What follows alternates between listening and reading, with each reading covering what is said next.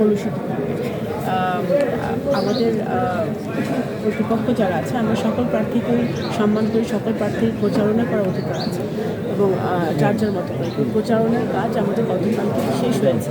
বরং আমরা ভোট চাইব, ভোট চাওয়ার অধিকার সবার আছে, কিন্তু রাতের অন্ধকারে ভোট কেনার জন্য যে তারা নামছে সেটা আমি অত্যন্ত সিরিয়াসলি এটার প্রতিবাদ করছি। এবং এখানে যারা সেনাবাহিনী আছেন, পুলিশ, আনসার যারা সদস্যরা আছেন সবার দৃষ্টি আকর্ষণ করে আমি এটা বলতে চাচ্ছি। এবং এখানে আমাদের নগরকান্দা উপজেলাও কয়েকটি ইউনিয়নে নেমেছিল, বিশেষ করে আলকাদি ইউনিয়নে গতকালকে নেমেছিল, সালতা উপজেলাও বাহিরিয়া সহ কয়েকটি ইউনিয়নে নেমেছিল। সেটা আজকে 11 তারিখ রাতেও আমার শঙ্কা আছে যে আমার নির্বাচনী এলাকায় একই কাজ হতে পারে। সেই জন্য এটা যাতে না হয় আমি এই সংবাদ সম্মেলনের মধ্য দিয়ে সংবাদ মাধ্যমের সংবাদকর্মী যারা আছে এই এলাকায় তাদেরকেও আমি অনুরোধ করবো যে আপনারাও খেয়াল রাখবেন যেন এই ধরনের কোনো ঘটনা না ঘটে।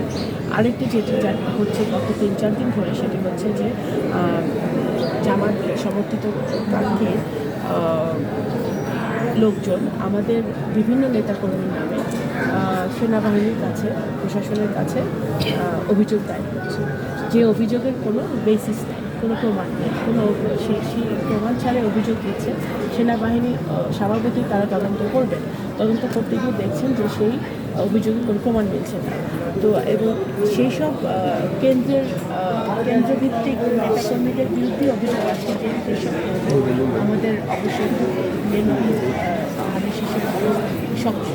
তো এটা আমি মনে করছি যে এখানে দূরভিসন্ধি আছে, তারা আমাদের নেতাকর্মীদেরকে হেনস্থা করার জন্য সেনাবাহিনীর কাছে, প্রশাসনের কাছে কমপ্লেন করছে, কিন্তু অভিযোগ কিন্তু কোনো প্রমাণ দিতে পারছে না। এটাও আমি নির্বাচন কমিশনের কাছে আমি দৃষ্টিগোচর করছি এবং প্রশাসনের এটা আমি সতর্ক করছি যে কারণ ছাড়াই তারা কিন্তু গত 3-4 দিনে আমি অনেক খবর পেয়েছি আমার 2 উপজেলা থেকে যে তারা বিভিন্নভাবে বিভিন্ন লোকজনের নামে কমপ্লেন করছে, এটা কোনো আসলে কোনো বেসিস নেই। তো আমি অনুরোধ করব সকল প্রার্থী যারা এখানে আছেন নির্বাচন করছেন তাদের সমর্থন করতে যে আপনারা সুষ্ঠু ভোটে আসেন, স্বাভাবিক ভোটে আসেন। নিয়মতান্ত্রিকভাবে আমরা প্রচারণা চালিয়েছি, আমরা একটা নিরপেক্ষ সুষ্ঠু ভোট চাই আগামীকালকে সকলে।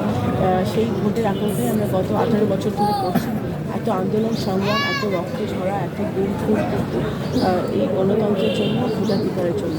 সেই গণতান্ত্রিক পরিবেশটাকে আমরা যেন কোনোভাবে বিনষ্ট না করি, আমরা যেন কোনোভাবে এমন কোনো কাজ করি না যাতে যা বিগত ফ্যাসিবাদের আমলে হয়েছে।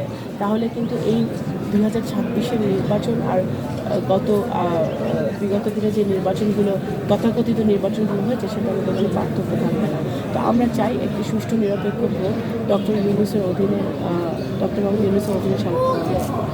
সংগঠিত হোক এবং নির্বাচন কমিশনের একটি সুন্দর ভূমিকা, নিরপেক্ষ ভূমিকা, শক্ত ভূমিকা পালন করতে পারে এবং আমাদের আপামর জনতা, বিশেষ করে আমার এখানে সংখ্যালঘু ভাই বোনরা আছে, তারা যেন নির্ভয়ে ভোট দিতে পারে সেটাও যেন নির্বাচন কমিশন এবং মাঠ পর্যায়ের প্রশাসন নিশ্চিত করে।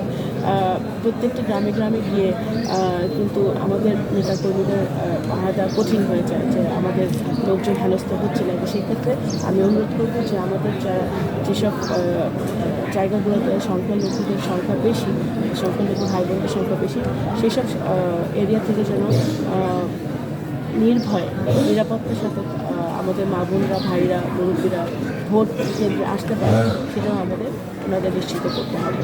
তো আমি এগুলো আমি বক্তব্য শেষ করছি। ধন্যবাদ। আসসালামু আলাইকুম।